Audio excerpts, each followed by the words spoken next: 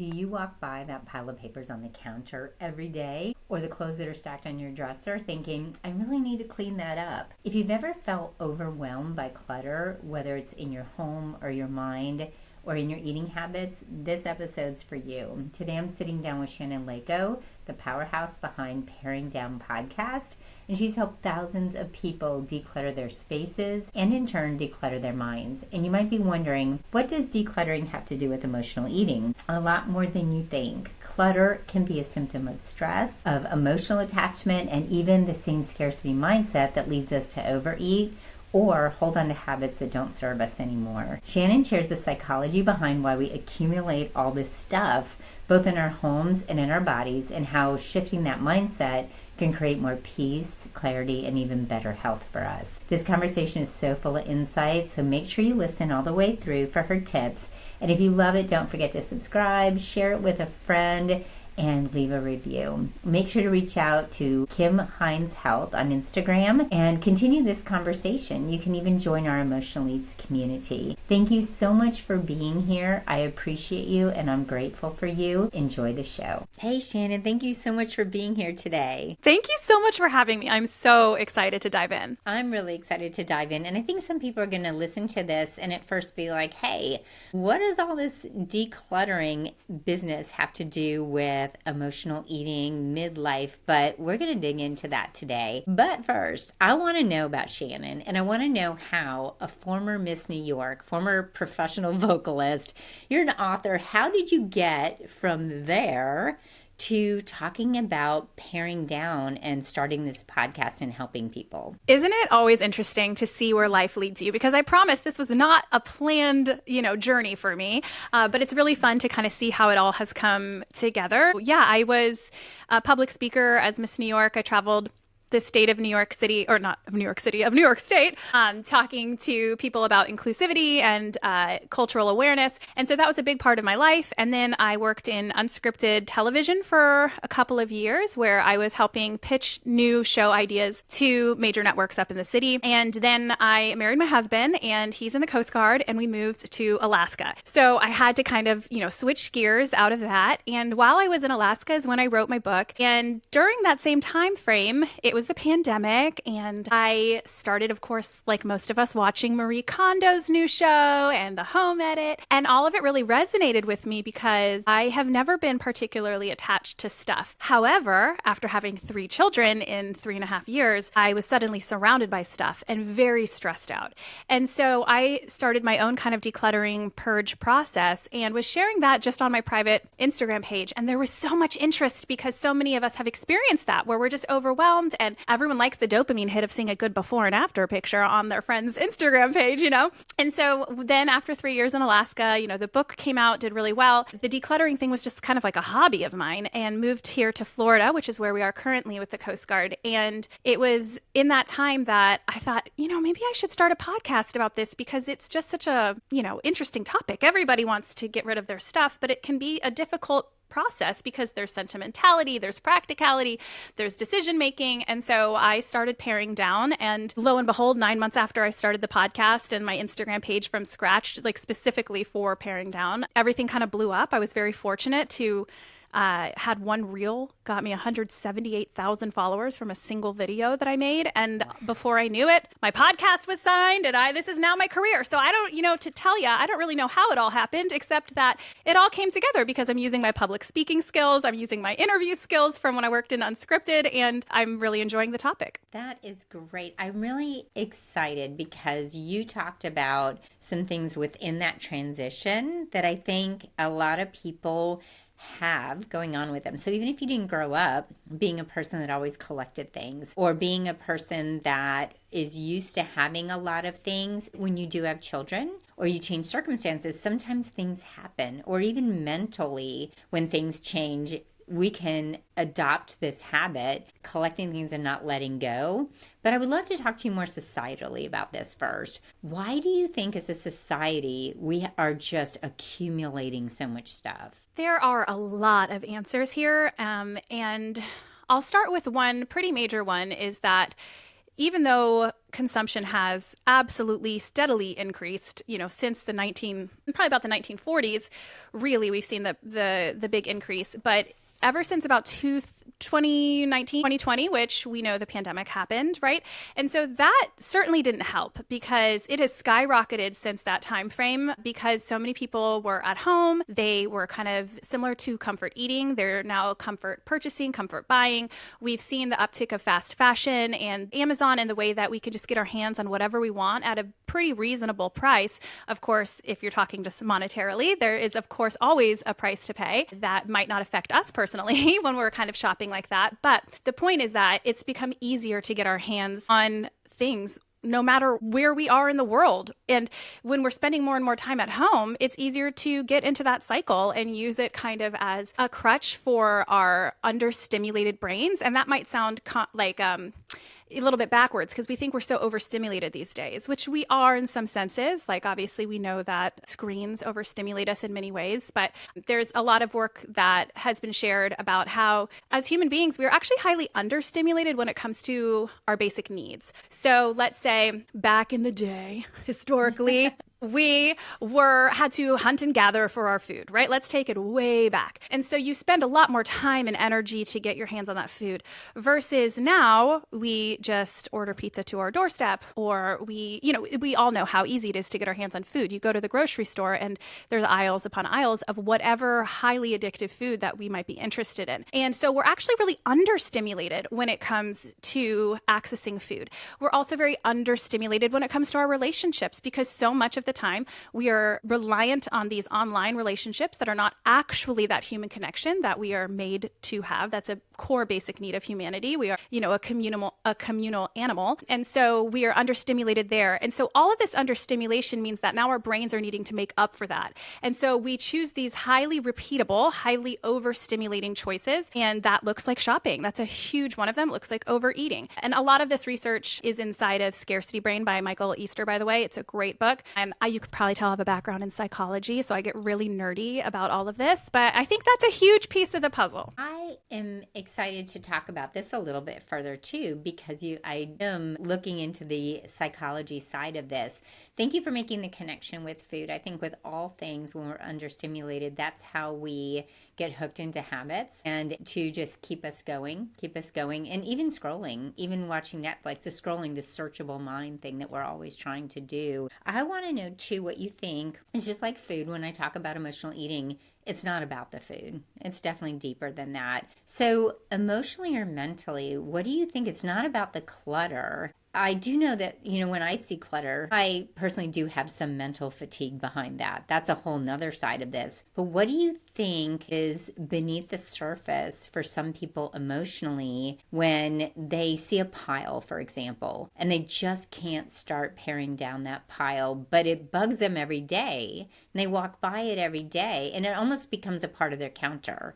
In true story, because I've had that happen to me too. I'm not in any way judging when I talk to any of our listeners today because I've been in the space. So what's happening there? Yes. And I appreciate you vocalizing that there's no judgment here because that's certainly my approach. I mean, I have never been above the clutter. Like I said, I got pulled into this whole world because I experienced the clutter. And so I do understand it. And I think that we have to be super sensitive when trying to identify what might be going on beneath the surface because as humans, there's going to be a huge variety of what's going on.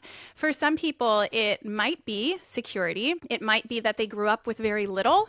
And so any amount of stuff holds a level of value to them because of that scarcity. And again, there's so much compassion with that and understanding. And if you listening feel like you might fall into that category, I would encourage just a reframe about the cost of the clutter, right? Like we think often that we will save money by keeping the stuff so we can use it again in the future, even if it's really obscure. You're like, you never know. What if I need it, right? But the problem then is that when you accumulate so much that you can't possibly keep track of what you have, you actually end up with those repeat purchases far more often because you can't find the item or it would take too long to get the item. And so you say, I'm just going to buy the $5 or $10 item again. And so it just doesn't actually help us as much financially. We also don't then take the time to come face to face with our purchases or with what we've acquired. And when we don't take the time to go through them, identify what is actually useful to us, what we actually want and enjoy, then we don't come to know how to make responsible purchases moving forward too. So if you're looking to save money by holding onto your clutter, then what you want to do is actually get rid of the stuff that you don't need, because then you have to come face to face with what those decisions have looked like in the past. And that's going to motivate you moving forward when it comes to making these irresponsible purchases that are ultimately spending money. So I think there's that safety aspect. I think for other people, there's just plain decision fatigue, right? We have to make so many choices throughout our days, both consciously and subconsciously, that we just don't wanna. You know what I mean? You just see that pile and you're like, I'm not attached to it, but like, I just really want to, I have 5 minutes to myself right now. I'm going to go watch a show or whatever you want to do, right? And so that decision fatigue is really tough. And really, when it comes to that, there's kind of this upfront investment that we have to make and say, I will either have to live like this and look around and feel stressed out. We know that there's a correlation between clutter and stress, especially in women, and we can talk about that. It's not causation. I think that is important to recognize as well. There's also a correlation between clutter and weight. That 77%. You have a 77% higher chance of being overweight if there's excessive clutter in your home. But again, that's a correlation, meaning that we don't know if maybe because you're overweight, you acquire more clutter because there's a comfort there, or because you simply don't have the energy to get up and deal with it. Or maybe if you're already stressed out, you acquire more clutter and you're stressed out because of finances, your job, you're busy. And so therefore you then acquire more clutter, versus saying the clutter causes it. That's not what has been proven. And I always want to make that distinction. But I think that the evidence is still compelling enough to go ahead and make that upfront investment to get rid of the clutter, because all of us know that it is stressful when we see our piles around our house and they're basically just yelling at us saying, come take care of me. You're lazy. You're this, right? And so we make that upfront investment of taking the time to go through them, to declutter so that it doesn't come back. This isn't a matter of a revolving door. And then you can actually relax for a much longer period of time. But you're right, up front, it's going to take a little bit of work. Yes. Thank you, by the way, for bringing up the difference between causation and correlation.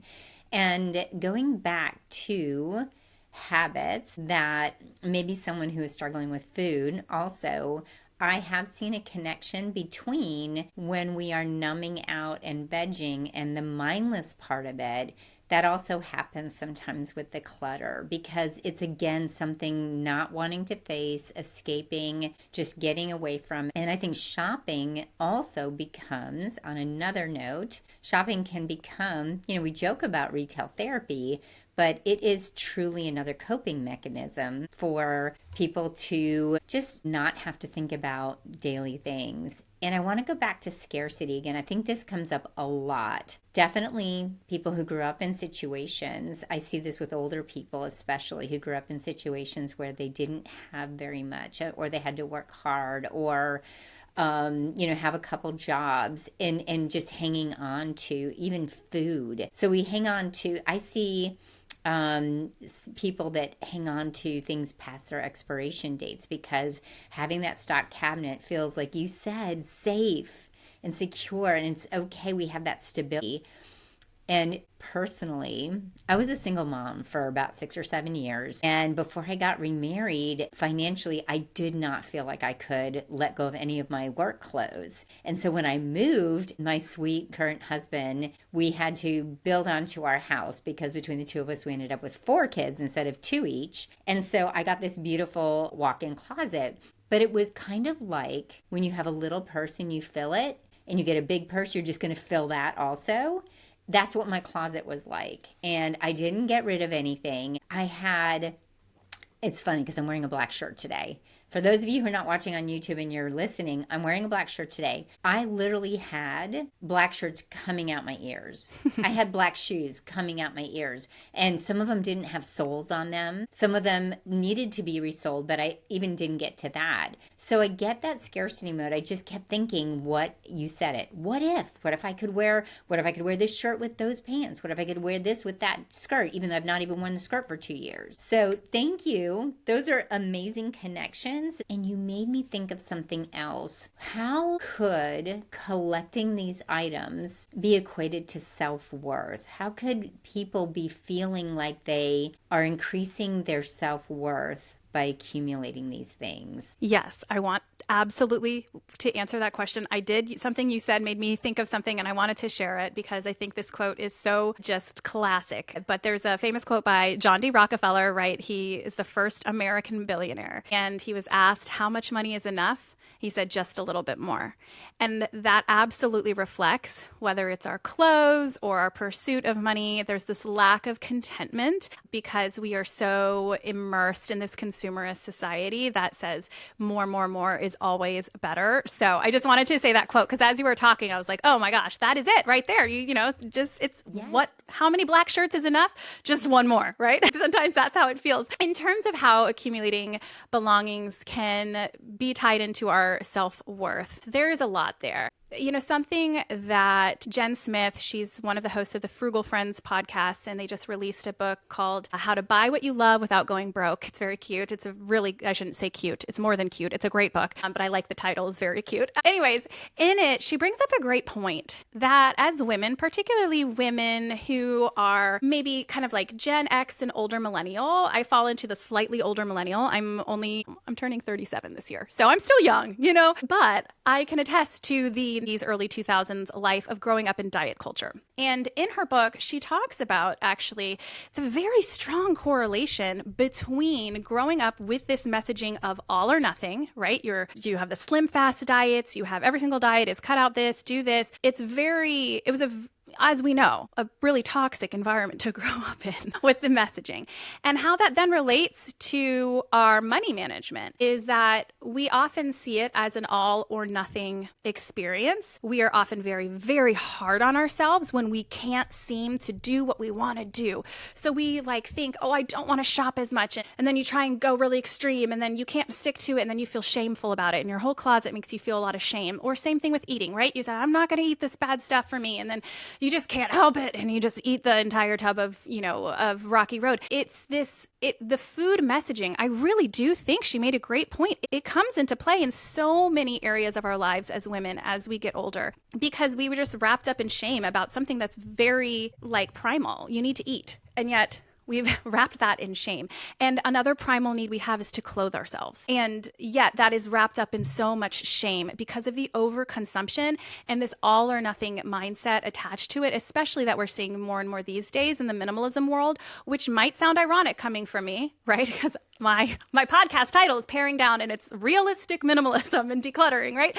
But the key is the realism there and the realistic portion of that, because if we are letting our clothes determine our worth, whether it's the fact that we have too many, or we think if I have less, then I am better because I have self-control in terms of how much consumption I'm doing, we're still letting the clothes determine our worth. That's one side of it. And then you got the whole other side of it, which is the size of the clothes. You know what I mean? Where you walk into your closet and you're holding onto the clothes that fit you before you had your baby 15 years, 20 years ago, 30 years ago, and you think to yourself, someday I'm going to get back in those jeans and feel as good as I did when I was 25. And you don't want to let that go. And I firmly believe that it's okay if you want to change your body a little bit. I'm not telling anybody that they're unrealistic or shallow if they want to lose a couple pounds, because I think that's just as toxic as saying that someone's fat. You know, at the end of the day, we can make our own decisions about how we feel good. Should we question our reasons of, are we trying to be loved because of our bodies? Are we putting worth where worth doesn't really truly lie? Of course, we need to do that self-reflection. But at the end of the day, I'm not going to tell you to get rid of all the clothes that don't fit you, because if you want to try and get back, quote, in those someday, you're a big girl. That's your prerogative. However, I do think that what you experienced with all the work clothes, or what we might experience like I did postpartum, where most of my closet didn't fit, our current selves are now being drowned out by a past version of ourselves. And that is really unhealthy every morning when you step into your closet. It makes your life a lot harder because you can't figure out what to pick amongst the masses, right? And you're telling yourself that your current self is not worthy, that you will be worthy when you can fit back in all of these clothes in your closet that do not fit. So, my advice for people is always to just truly pare down. You don't have to get rid of it all, but I'm going to keep my one favorite pair of jeans that's a size whatever. It's 2 sizes away from me. And I'm just going to hold on to those because I love them. But you then don't also need your entire wardrobe pre-baby. You don't need your entire work wardrobe from when you were in the office and now you work from home. Pick a couple of things that, if that happens, great. You can put those on, feel really good about yourself, put them in a little tote and put them in the corner of your closet. But the clothes that are hanging there or in your drawers that you see every morning as you're getting dressed should be the ones that fit you right now. So you're not wading through those other ones, as you go throughout your daily life. Yes. Thank you for making the connection to diet culture, because I really do think that all or nothing mindset, it spans not just with our bodies, but like you said, with our clothes. It spans with aging. Women who are going through the process of watching others decide whether or not they're going to have intervention, or we have a movement of anti-aging, which is really rough on women, and even aging gracefully is a rough statement because we are just aging and how we choose to do it. I love how you said if you choose to work on your body, that's great. But when we are not honoring and loving and feeling worthy in where we are right now, it's sad, because I know you're trying to create peace for people. And we as women, when we're not honoring that, we're missing the boat every day on being peaceful and loving to ourselves. So I do love that you made that connection. I also think about with diet culture that we have, because of social media now, we've also passed along something to kids now that we have phones and we have this instant access to everything, that the sense of belonging based on the clothes that you wear. And I laugh, and my daughter will totally laugh at this. She and my son have even been on the podcast, so they'll get this. But the uniform that all the girls were wearing, they would send me a picture from college, and I'd have to look for my daughter because it was white crop top, high top jeans for every single person. But I understand that, because when I was in high school, I won't even tell you what we wore because you'll laugh. It was so long ago in the 80s. We all had the same thing. That's part of belonging and feeling good. And diet culture has put this issue, unfortunately, on everyone on image and looks and this status that is not about being us. And I think clutter really speaks to that, and the clothes. The next thing that I wanted to tell you that I love, you mentioned, is all the different clothes. I was going to ask you about that, keeping the clothes that don't fit you. When we keep clothes that don't fit us, like you said, we're not honoring where we are, and we can definitely work towards changing our bodies, but we're never exactly as we were in the past anyway. We're working forward to the body that fits us now, that makes us feel good now. And then keeping the bigger things is also almost putting a negative spin in our heads that we are expecting the worst. So what some of my clients have done is I've just said, hey, you're not ready. That's okay. What if we put them in bins and put them, like you said, in the tote, just so you're not every day being reminded of something that is not today. So that's so amazing. And I love you're giving little tips along the way without even realizing it. I love it. But let's talk about that. I would love to talk first about how can we speak to ourselves as we're going through this process. What are some things that we can kind of ramp ourselves up as we're getting ready? We haven't even gotten to the decluttering yet, the practical, real hands-on steps. How can we be talking to ourselves about what we're going to go through, and kind of that emotional, those feelings that we're having about this? Do you have any questions we could ask ourselves as we're looking at items? Absolutely. Obviously, I think the most important thing is to remember that you're not decluttering to punish yourself.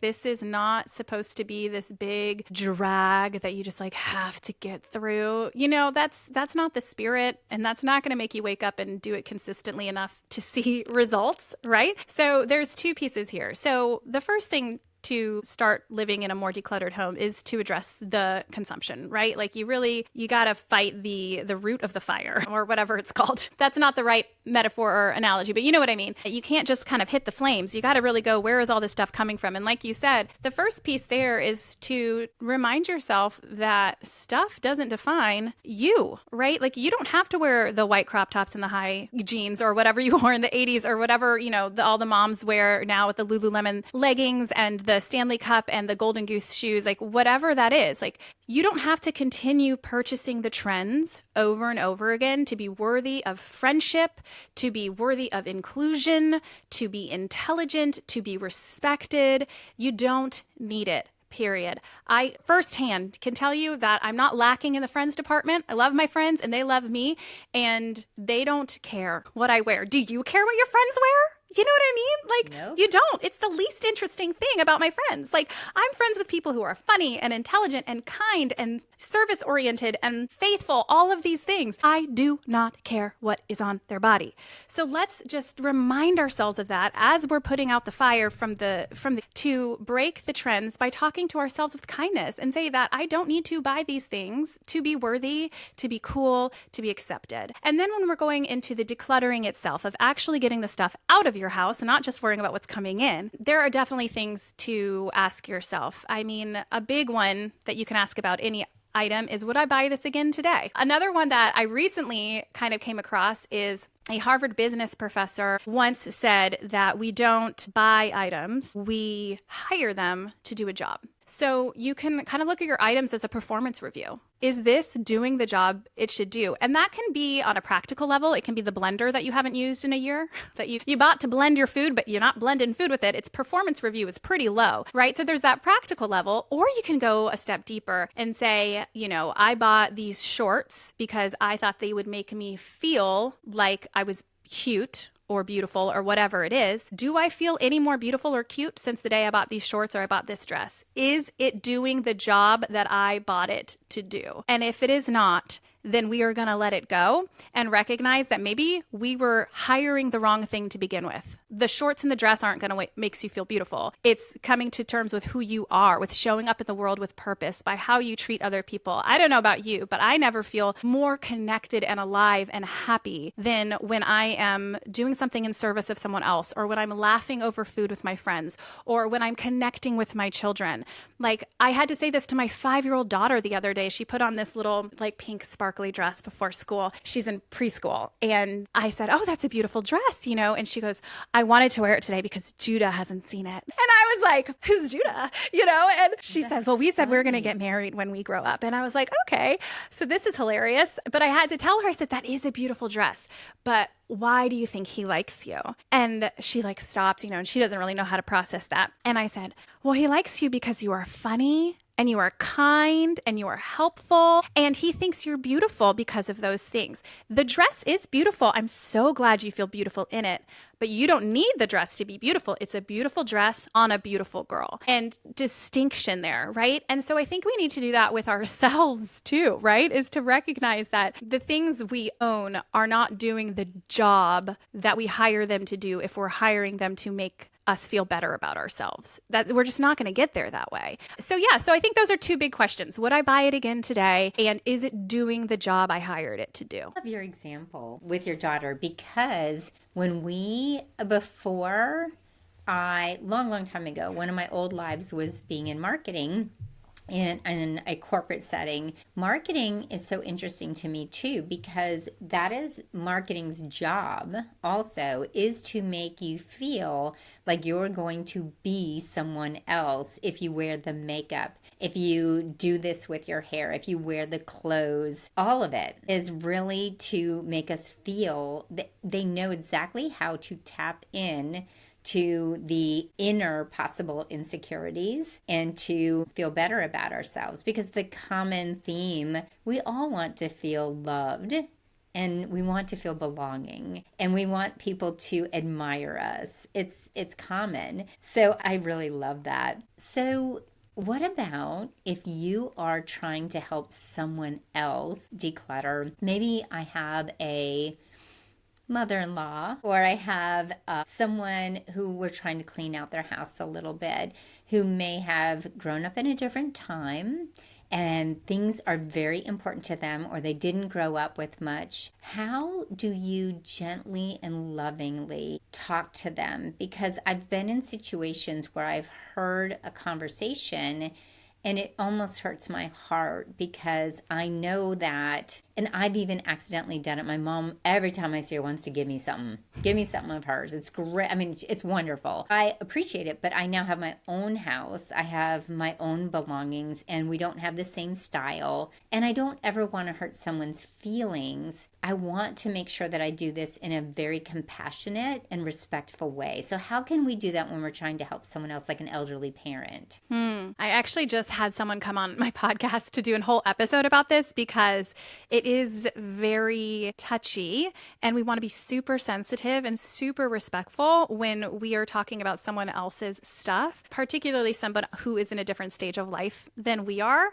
So you could be your parents. I also had my husband come on the show because he is a stuff guy. And so it's kind of comical how we have had to work through our differences. So I'm going to share things that both of them have said that were very helpful. So let's start with my husband. Something that he shared that has been helpful in terms of me helping him declutter was when I started asking questions. Instead of saying, I can't believe you have this, or like, this is ridiculous. He had a lot of things that could definitely fall under the ridiculous category.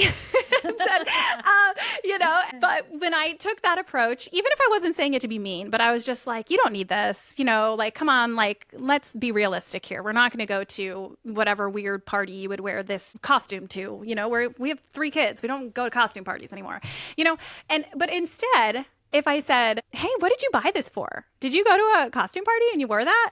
Tell me about it. Or really getting curious about his possessions. He said that when I started doing that, he was able to tell the story behind why he had it. And then that was kind of enough for him to release it. He just needed to know that he was seen for his choices and for who he was in his past when he had made these choices instead of dismissed. And so to me, that was a really powerful takeaway from that conversation with him. And so, yeah, I would definitely encourage you to ask questions and get curious. And you might be surprised that they then are more willing to let it go because it was acknowledged. Another thing that Janine Bryant, so she's owned a senior move management company for 16 years. So she helps seniors who are moving and downsizing into smaller homes pack up their belongings and declutter so that they can fit into the smaller home they're moving into. And she had just so much wisdom. One of the things that she shared was that if there's simply not enough space, like if it's clear that there are piles on the ground of stuff and there's just not enough space for it, what she does is she kind of draws up the room and puts the little pieces of furniture in the room or whatever it might be. And it then makes that the paper then shows you these are the surfaces you have available. This is the drawer space you have available. This is the wardrobe space you have available. This is the, floor. They can see that like this, you can only keep the amount of stuff that fits in this space. It's a lot easier than going in and saying, oh, you need to get rid of some of this stuff. There's no room for it all, right? You show up logically, intelligently, and treat your parents with the respect that they deserve, which is they're not stupid, right? So they can look at a piece of paper and see that there's just not room. I thought that was a really practical approach. And then, of course, there's the sensitivity about these sentimental items. So the older our parents get, the older we get, I think I've experienced this only at age 38. You feel a little more and more invisible, right? Like talk about when I was Miss New York, I'd walk into a room and all eyes were on me, right? That was my life, whether I was, on stage or not, that was just kind of who I was because as a performer and the very kind of classic look, I guess that is attractive. I mean, I feel weird saying that, but that was just kind of part of who I was. And, as a 38-year-old mom who does not look like I did when I was 21, who does not get spray tanned all the time and wear fake eyelashes and whatever. Like I am too busy running around like cleaning poop off the floor. Of course I do not see the eyes on me anymore. And frankly, I mean, I don't particularly care so much. However, the older you get, the more invisible you become. And so by the time you have retired seniors in their 70s, 80s, and 90s, they are trying to cling on to proof of life, right? That they matter, that who they are still exists. And unfortunately, so much of their identity wanes away when they become their kids are now the parents. And so they are no longer the experts in that way, right? and so often dismissed for being out of touch or like they don't understand anymore. I mean, that never ends. Teenagers say it, and then their parents, people in their 50s say it about their parents, right? Like they don't get it. I mean, it just doesn't stop, and there's humor in that. But I think as we're helping them declutter, it has to be done with an understanding that they're not holding on to these tchotchkes because they're ridiculous. They're holding on to them because they represent a sense of control that whether they even hold a clear sentimental attachment, they might not even know where that tchotchke came from, but it's saying, I choose to keep this in my home. And that means I am alive because I am making that choice. And so I think the best way we can help them is to acknowledge them with respect, to ask them about their stories, to bring things up gently and respect the sentimentality in their items while helping them then slowly make the choices to say, hey, we just like logistically can't keep all of this. I think that it's not an overnight process. Such a compassionate and loving, but also rational way of dealing with it. I think that's really special. Thank you also for mentioning that. As people are getting older, they do feel more invisible, and things are really important to them that we may not realize in the younger generations, but we do need to honor and respect that. And in your last years and decades, some of these things are very sentimental and bring back those memories. And those memories are so powerful. Those memories we want to hear about too, because that's, part of our family when we listen. So let's talk about actually some practical things. What are some first steps for someone who wants to go through and start doing this minimalization? And I'm going to tell you something up front before we get into the steps. Something I've learned for me personally is I can't put things in bags or boxes and not get them out the same day, because I will go back in and I'll say, oh yeah, I was looking for this shirt. But very rarely have I ever gotten rid of it right away and thought for more than 2 seconds, oh, I wish I'd kept that shirt. It'll come into my mind,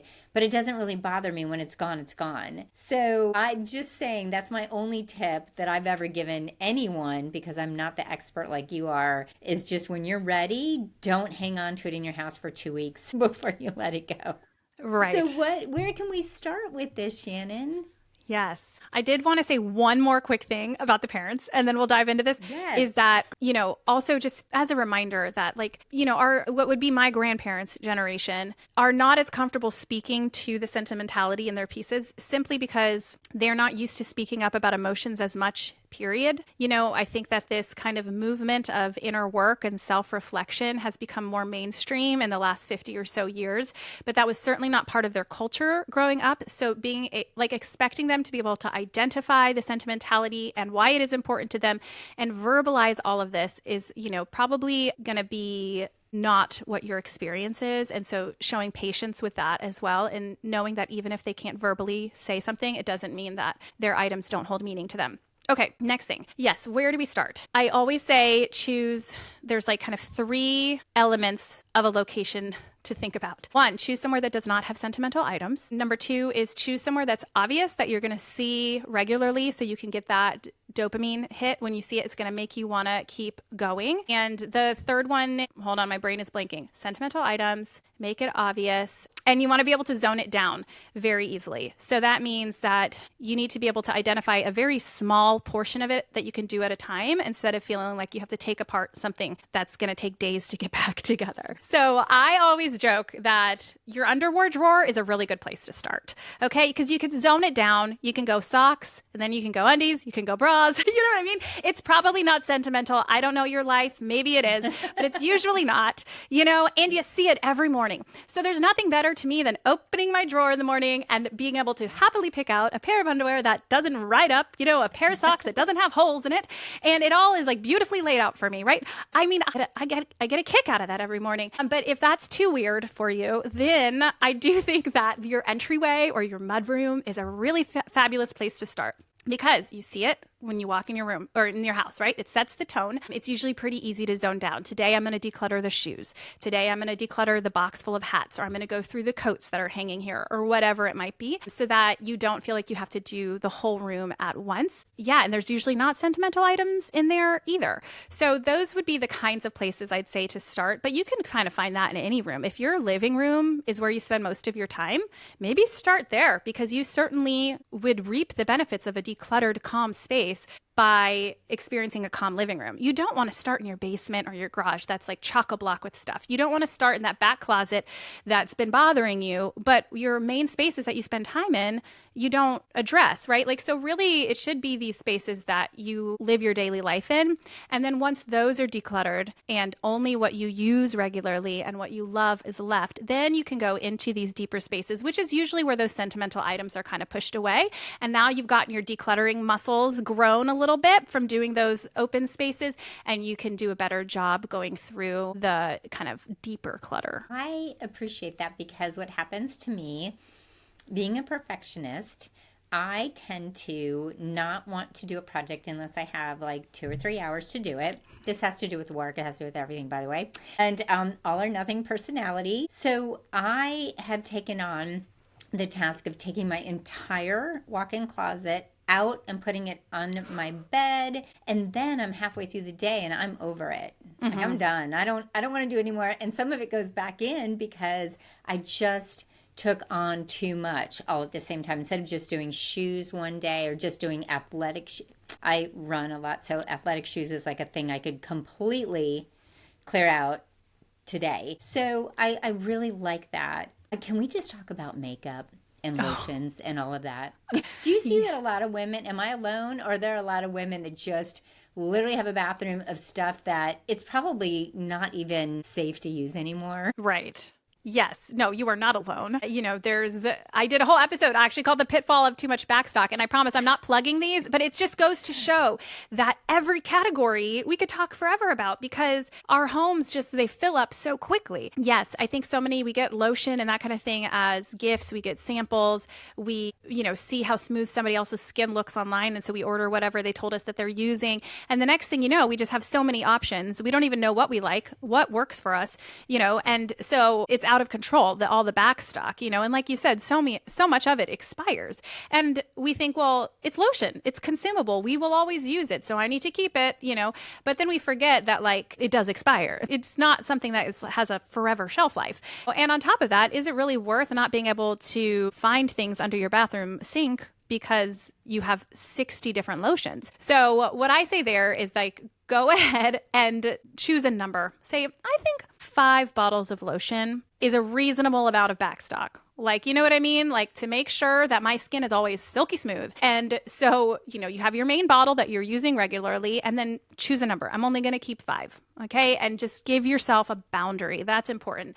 And physical boundaries are really great too when it comes to backstock. So I would encourage you that if you struggle with trying to keep too much, too many boxes of whatever it is, to go ahead and get yourself. I'm not a huge fan of product. Let me say this, because I think if you declutter, you don't need all the bins and all the drawers and all the stuff. But the power in those is that they're a physical boundary, and they tell you how much you can have. So maybe it could be as ugly as a shoebox, and no one's looking in under your bathroom sink except for you, and say, I can keep the amount of lotions that I can put in a little line nicely in this shoebox, or I have an iPhone box and I can keep the amount of backup lipsticks that fit into this old iPhone box, right?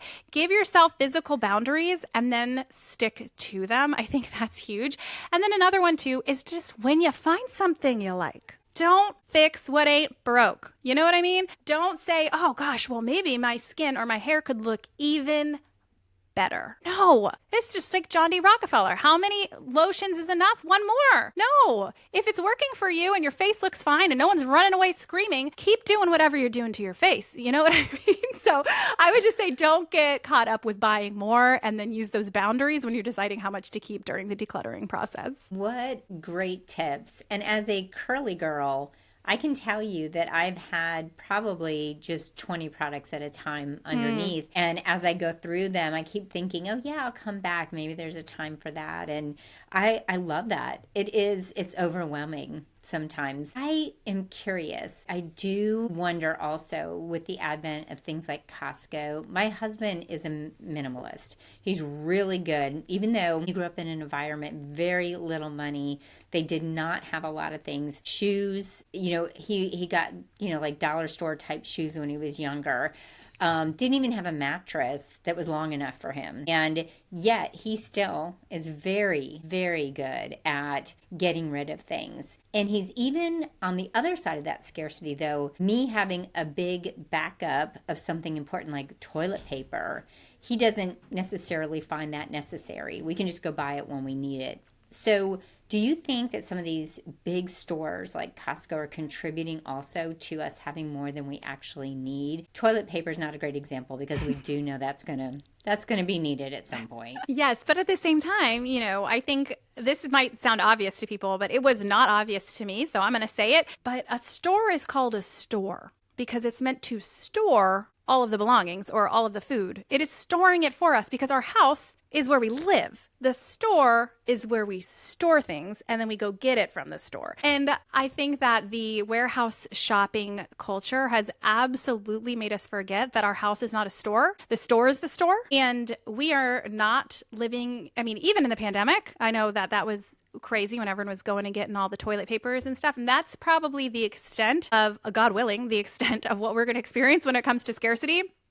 Like where people feel like they can't leave the house and go get something. But that was, 4 or 5 years ago now. So you can go to the store next week and get some toilet paper and it's going to be okay, And I also think that it doesn't give us room for flexibility. I see this a lot. I'm speaking as a parent even, but as adults we do this. But my kids change their mind all the time about what snacks they think are delicious. 1 week they think that, I don't know, I can't even think of a good example because we don't really do snacks anymore. So this is a bad example. But let's say goldfish. They're obsessed with goldfish. And so you go to Costco and you get yourself, 6 months worth of goldfish. And then next week, your kid is like, goldfish are gross. I want pretzels, right? And so then you're like, well, I'm going to hold on to these goldfish because maybe they're going to go through a goldfish thing again. And then you get yourself pretzels. And the next thing you know, your pantry is insane because it's just so full of stuff. And that's just snacks. But we do that with everything. And we think we're getting a better deal when most of the time, if you look at the research, you're not actually saving much money by shopping at a warehouse store versus shopping at a Walmart. And it's kind of a psychological effect. We think that we are saving money. And a lot of times it's just impractical. Now, I am not saying that you should not be a member of Costco or Sam's Club or whatever you're a member of. I'm not here to judge your life. If you want to go there, get those free samples and you like their brand of X, Y, and Z, girl, live your life. However, don't think that this is making your life less stressful. You know what I mean? Because it is not less stressful to have a house full of stuff that you're storing. It is not less stressful to feel like you have to get through 30 million strawberries before they go bad. Instead of just buying it, seeing if you get through it, great. And you're not rushed, being like, I gotta push these strawberries out because I spent all this money on them. You know what I mean? And whether it's food or whether it's, like you said, the toilet paper and all that stuff, we're just building bigger houses to store more stuff that the stores were already built really big to store for us. You know what I mean?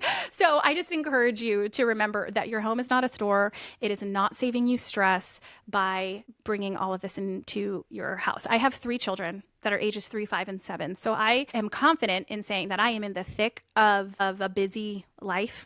Going to the grocery store by myself is a delight and a treat. I don't find it difficult to make that trip once or twice a week on an as needed basis. And I think I think people just need to hear that you're going to be okay if you don't have everything in stock for the next month. A store is to store our stuff. A house is where we live. That is powerful. Yes. Shannon, I've so enjoyed talking to you. And you not only have such a practical way of sharing this with us, but you really have shared the emotional, mental, and physical aspects of this. And I also just love your empathy and compassion for people who are trying to go through this. So Thank you so much. I want to make sure people find you in your podcast. So share where we can catch up with you and about the podcast, and also share about your book. Sure. Thank you. This has been really fun. You can find me on Instagram. It's at pairing. There's no I in pair. So PARING_down. Same as the Paring Down podcast. I'm on Facebook. That one's a little trickier. It's a long story, but if you look up Shannon Leyko, Leyko, you can find my page there. I think there's a fake one out there currently. So mine's the one that has like 78,000 followers. If there's like 2 followers, that's not me. So there's those options. I have a YouTube Paring Down podcast. You can look it up there. And my book is called You're Completely Normal. That published back in 2020. This was kind of before my decluttering days. And would be a great book if you're middle-aged. Yes. Also, if you have a daughter who's in her 20s, I think it kind of runs the gamut of who it's helpful for. But it basically underscores through research and also a lot of hopefully comedic kind of anecdotes that there's no such thing as a timeline in life, that you are not behind in life based on your relationship status, on the house you own, on your fitness regimen, on parent status, like there's 9 facets of life where people feel the most behind. And I use research to support the fact that that's just not a thing. So you can feel completely normal. That's available on Amazon currently, by the way. We were going to put all that also in the show notes, so make sure that you check the show notes so you can click right into all of those links. And I'm excited to go home and do some paring down. Thank you again for helping us create a more peaceful environment for ourselves. I appreciate you being here, Shannon. It's been a pleasure. Thank you so much. Hey there, it's Kim, and welcome back to the Emotional Eats podcast. Do you walk by that pile of papers sitting on the counter every day, or the clothes that are stacked on your dresser and you're thinking, I really need to clean that up? If you've ever felt overwhelmed by that clutter, whether it's in your home, your mind, your office, or your eating habits, this episode is for you. I'm sitting down today with Shannon Leyko, the powerhouse behind Paring Down podcast.